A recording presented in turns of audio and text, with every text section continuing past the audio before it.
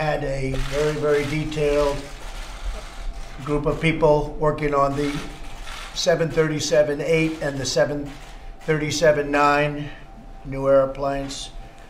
We're going to be issuing an emergency order of prohibition to ground all flights of the 737 MAX 8 and the 737 MAX 9 and planes associated with that line.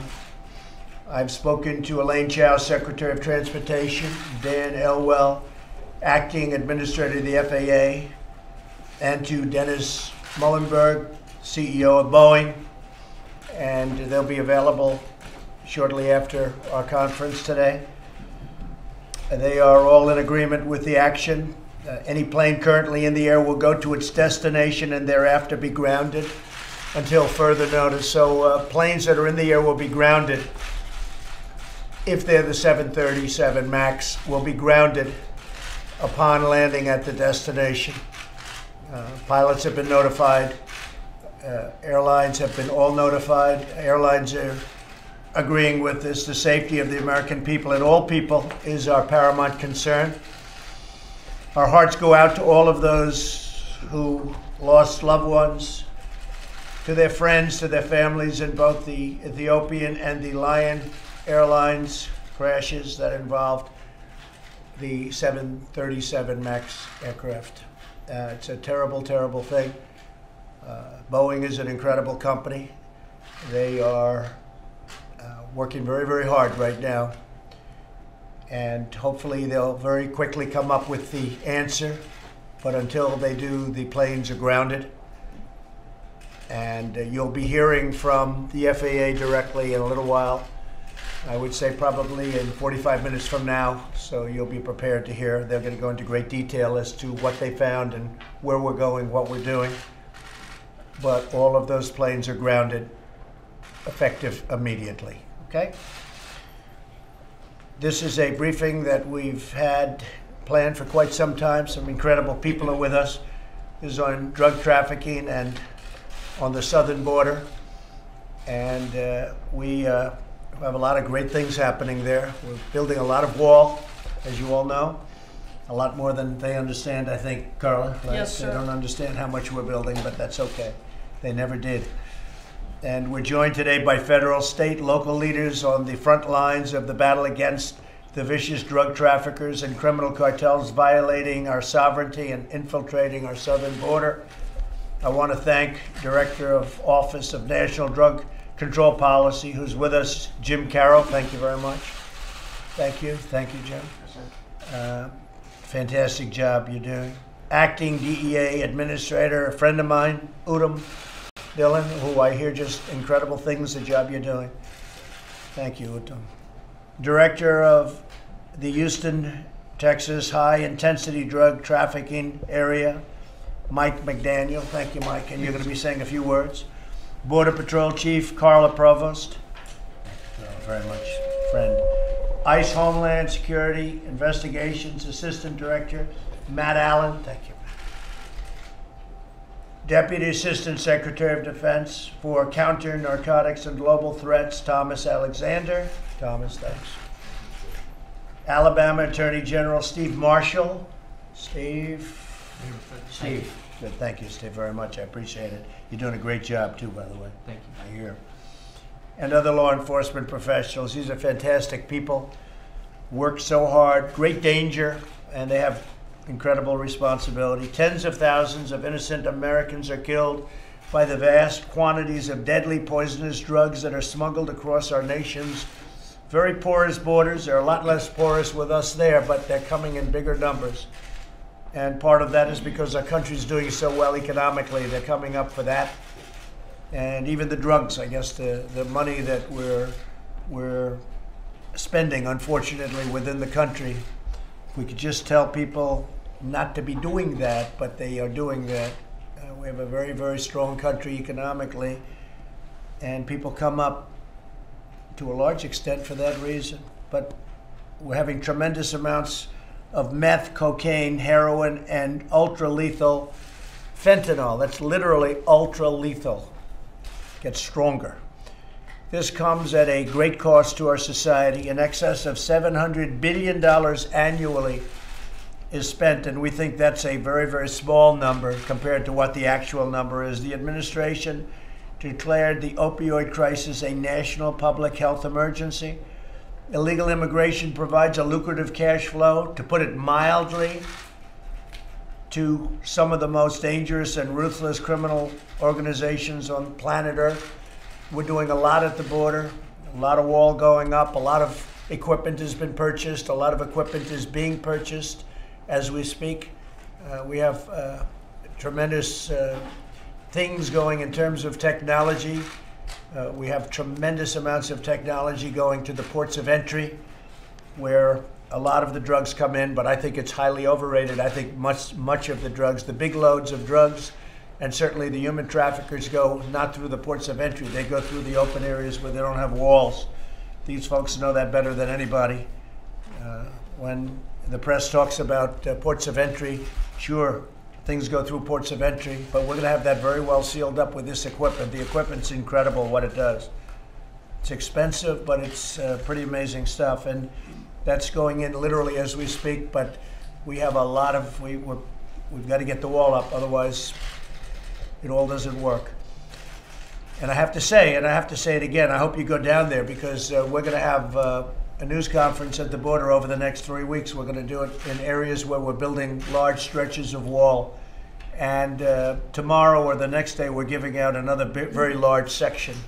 So we get a lot of wall going up. The massive surging flow of illegal immigration, trafficking, drugs, and crime threaten the safety and security of all Americans. To confront this urgent national crisis, we're doing many, many things, and that's what we're going to be talking about today. We have a vote tomorrow on national emergency, and we'll see whether or not I have to do the veto, and it will be, I think, all very successful regardless of how it all works out, but it's going to be very successful. A lot of money is being spent right now. We have access to a lot of money, and more money is coming in, and people are starting to see it. Even certain of the other side are starting to see the level of importance and the importance of having this wall. I call it a wall. Some people are liking to call it a barrier, and some people are even calling it slats. But it's a wall, and it's a strong wall. It's a powerful wall. So a lot of very positive things are happening on the border. I'd like to ask Mike McDaniel to say a few words, Director of Houston, Texas. The whole job that you and your folks have been doing has been incredible. Like people are studying it. So maybe you'll say a few words to the media, please. Thank you, sir. I'm honored to be here today to report on the important work being done by the 21,000 state, local, federal, and tribal law enforcement officers participating in the HIDTA program across the country. Some of our principal partners are sitting here at the table with us today. Let me first begin by thanking you for your unprecedented commitment in fighting against the drugs and the cartels that are assaulting our communities. Thank you for the support and respect you've restored to law enforcement in this country, and I mean that from the bottom of my heart. Thank you. Your appointment of Director Jim Carroll has been significant for us in the HIDTA program, and we thank you for that. And also for you signing the reauthorization of ONDCP with the Opioid Act that you signed. So thank you very much. Thanks.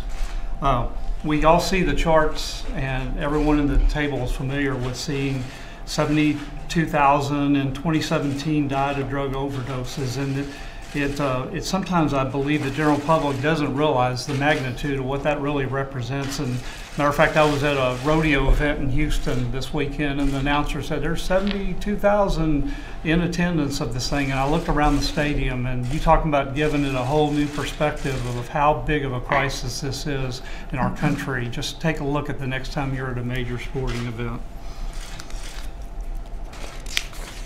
Good way of explaining it, too. Yes, sir. It's a stadium full of people. Yes, sir. Now is not the time for business as usual in addressing this epidemic. Now is the time for us to develop and implement new and innovative strategies to address this country's drug addiction issues. The fact that we cannot arrest our way out of this problem is well recognized by law enforcement.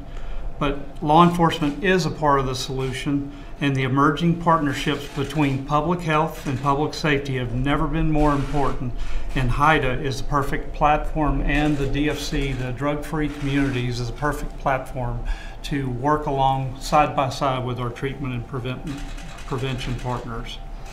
As a point of reference, I've been involved in drug law enforcement for 36 years as a police officer with the City of Houston, 24 years with the Drug Enforcement Administration, and I retired to get the job that I'm blessed with having now as the Houston HIDA Director.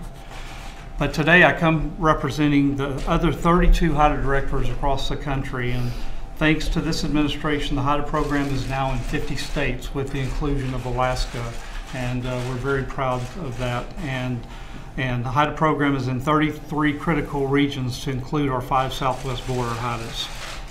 We just recently in Arizona had a seizure of 29,000 counterfeit OxyContin fentanyl tablets that actually had contained fentanyl, and it was an Arizona HIDA task force that seized these, and they seized them up in Phoenix, Arizona. The scary thing about that is those drugs actually went through our southwestern border primarily through backpackers that are moving them up into the communities of our nation. And as a matter of fact, the Arizona HIDA just last week had to issue an alert about teenagers overdosing on counterfeit OxyContin pills. So how many of those pills are actually making our community is really the scary thing to focus on.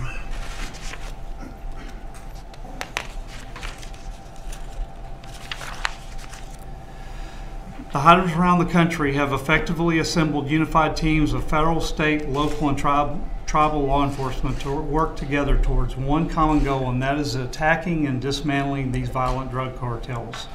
One of the most important things I believe that we do, and working with our partners at CBP and Border Patrol, is to try to connect the dots. When there's seizures along the border, the most important thing law enforcement can do is connect the dots and actually identify the cartels that those drugs are coming from, so that we can dismantle those drug trafficking organizations and, more importantly, criminally prosecute them in U.S. courts. Recently, a lot of you in the media have noticed there was a 254-pound fentanyl seizure by CBP in Nogales, Arizona. Just 2 weeks ago, a case in Little Rock, Arkansas, with the Gulf Coast HIDA, they seized approximately 38,000 in several seizures that were coming into the port of New Orleans. And a good case, and sir, I can assure you that the women and men of law enforcement across this country are trying to connect those dots so that we can do our job of dismantling those cartels.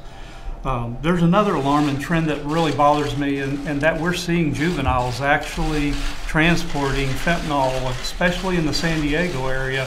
And if you can imagine, us in law enforcement, you'll see law enforcement wearing suits and everything else to prevent any contact, but the cartels are strapping these drugs many times on these juveniles and sending them across the border, telling them that it's actually methamphetamine or coke, and they have no regard for human life. The cartels and transnational gangs targeted by law enforcement are predators that only exist to make money and harm our communities. My prior experience with DEA has allowed me to see the inner workings of these cartels on a first-hand basis. I do not see the difference of these cartels in many of the designated terroristic organizations also seeking the destruction of our country. What keeps me up at night is not the vast amount of drugs being seized, but the vast amount of drugs coming into our country not being seized. Our hearts grieve for the loss of so many lives and for the family members that have lost so many of their sons and daughters. Thank you, sir, for your support on this important issue. Thank you, Mike. I really appreciate it. Great job that you're doing. Okay, any questions? Yeah, Mr. President, can we get your reaction to the Manafort sentencing, more than 7 years, and the fact that the Manhattan District Attorney has now filed similar charges in New York State, which would seem to negate any effect of any pardon that might be down the road? Well, I feel very badly for Paul Manafort. And, you know, he worked for Ronald Reagan very successfully. He worked for John McCain. He worked for Bob Dole and many others for many years. And I feel badly for him. I think it's a very sad situation. And I saw that just a little while ago. And certainly, on a human basis, it's a very sad thing. I feel badly for him.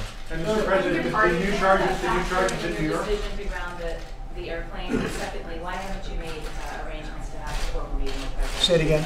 Two questions. Was Canada's grounding of Yeah, well, we're doing it almost as a simultaneous. Was that a factor in As your we were decision? coordinating with Canada, we were giving them information, they were giving us information.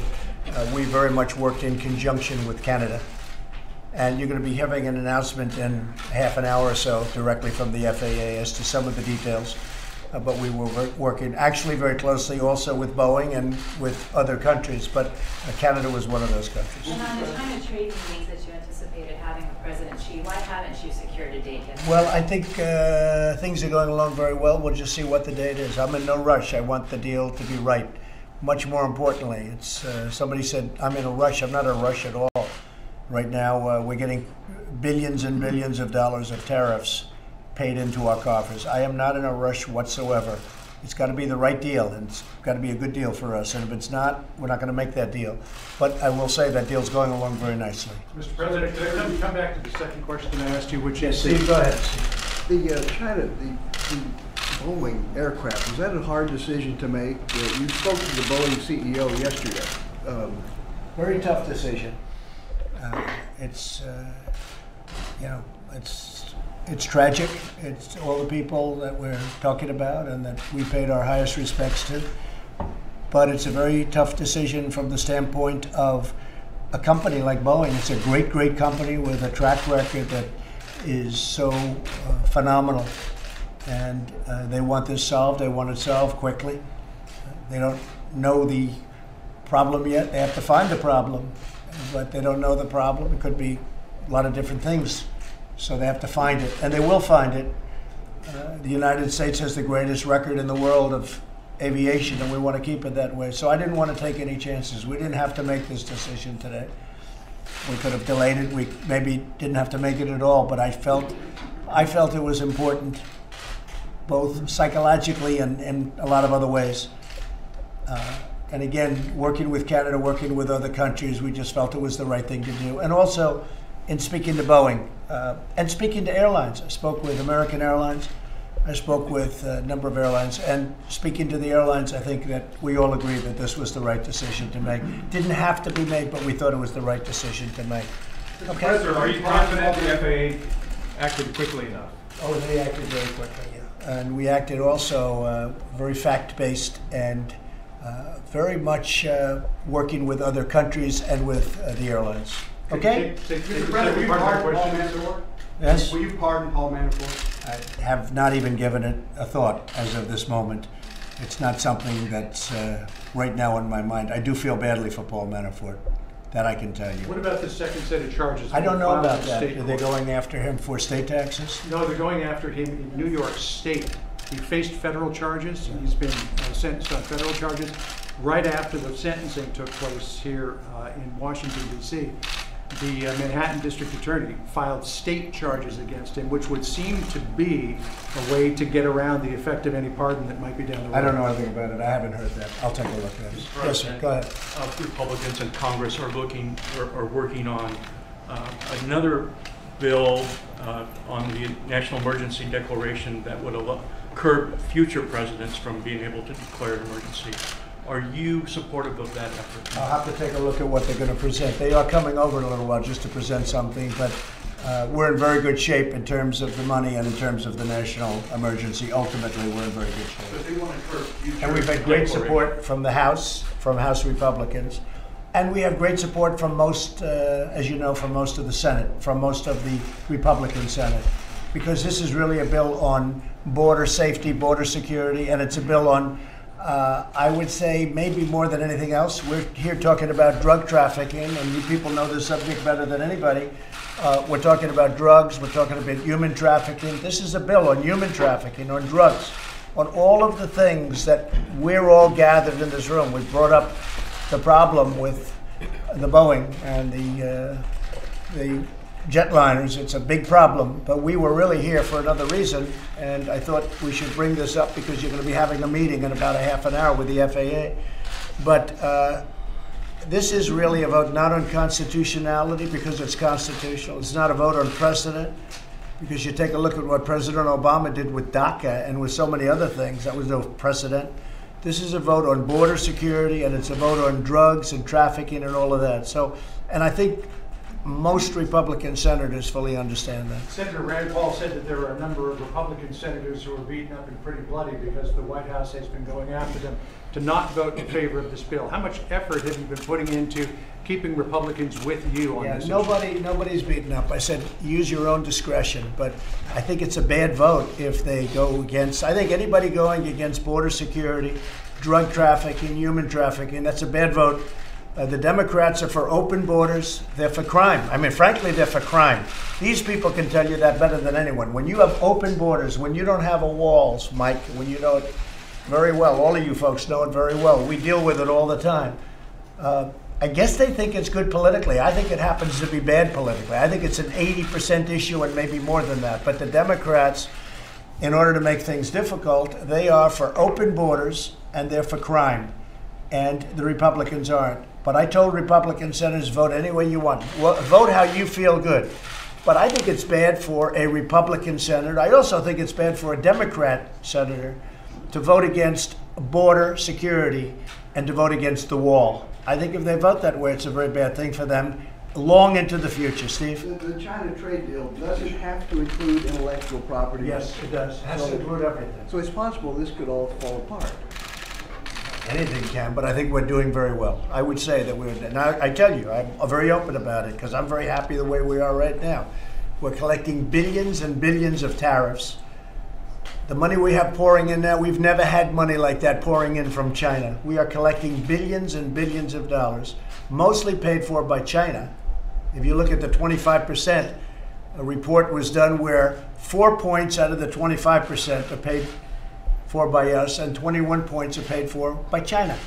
So we're in a very good position, one way or the other. I think the deal is going to be made. I think there's a very good chance the deal is going to be made. And I will say, officially, we're doing very well on the deal. So, but we'll see what happens. White House seemed to be about 50-50 on a deal in testimony to Congress yesterday. What gives you optimism? Well, I think you always have to be 50-50. 50-50 is very good. But I think even if you felt you're better than 50-50, you should never say it. I think 50-50 is good. What gives you optimism? They want to make a deal. China wants very much to make a deal. China has not been doing well. We've been doing unbelievably well. Our economy is the best it's ever been, just about ever. You look at our unemployment numbers. If it's African American, if it's Asian, if it's Hispanic, they're the best historic numbers in history. In the history of our country, they're the best numbers we've ever had. And overall employment, the best in 61 years, and that's going to soon be a record if we keep going the way we're going. It's going to soon be a record, but it's the best in 61 years. Our country is doing great. China would like to make a deal, and we'd like to make a deal. We'll see. We have a very good relationship. I have a very good relationship with President Xi. We're going to see what happens, but it's an exciting time in terms of trade. We just made a deal with Mexico, Canada. We just made a deal with South Korea. We have other deals that we have cooking, and frankly, our country is being taken advantage of by everybody. We were getting what was happening to our country on trade was a horrible thing, that this wasn't done years ago. And I'm not talking about the Obama administration. I'm talking about that and plenty of other administrations before it, that they could have allowed this to happen. We lost, over the last number of years, almost $800 billion a year on trade. What kind of deal? Who's making these deals? So we're making great deals, or we're not going to make them at all. We're going to go tariffs. And are you in favor of nailing down a deal before summit so that all that would need to happen at the summit is just I'll go either way. I think President Xi saw that I'm somebody that believes in walking when a deal's not done. And, you know, there's always a chance it could happen, and he probably wouldn't want that. That could be a reason, but we can do it either way. We can have the deal completed and come and sign, or we can get the deal almost completed and negotiate some of the final points. I would prefer that. But it doesn't matter that much. Shanahan, your pick for defense secretary? He's doing a great job. Shanahan is doing a fantastic job as the acting secretary. Would you nominate him? Well, I'm just telling you, he's doing a great job. Look at what we've done with respect to the caliphate in Syria. I was told by our previous person that it was going to take 2 years to knock it out, and I did it in 3 weeks once we started. did it really in less. And I have a great group of people. We are surrounded by some tremendous talent in this building. We have great secretaries and a lot of great people. I don't think they get the credit for the job they do. Look at it. You take a look at the economy. You take a look at regulations. You take a look at tax cuts. You take a look at all of the things that we've done. We have great people in this government. Any update on North Korea? No update. No. Do you have any idea when Seem to have a very good relationship. We'll let you know about it. Any idea when the Mueller report is coming down? Are you anxious to see it? Have no idea. I can only tell you one thing. Again, that was proven today. No collusion. There's no collusion. There's no collusion, and there hasn't been collusion. And it was all a big hoax. And you know it. It was done and stated by the Democrats because they lost an election that they should have won because the Electoral College is a big advantage for Democrats, not for Republicans. And they should have, and I ran the clock out. We ran the whole thing. You ran up the East Coast from North Carolina to Pennsylvania. Then we go up to Wisconsin and Michigan, states that hadn't been won for many, many years. We won those states. And they said, how do we solve this horrible problem? We lost an election that in theory, some people, I didn't, but some people thought they were going to win, right? And they said, I have an idea. Let's blame Russia. It was a hoax. It was all a big hoax. And now you're seeing it. Today, again, no collusion. The other day, no collusion. There was no collusion. When I had to go to Wisconsin, I went to Wisconsin. When I had to go to Michigan and Pennsylvania and South Carolina and North Carolina, that's where I'd go. When I had to go to Florida, which we won easily, I went to Florida. You don't call Russia when you go to Florida. Russia won't help you much. Have a good time, everybody. Thank you. Thank you. Thank you very much. All right, guys, so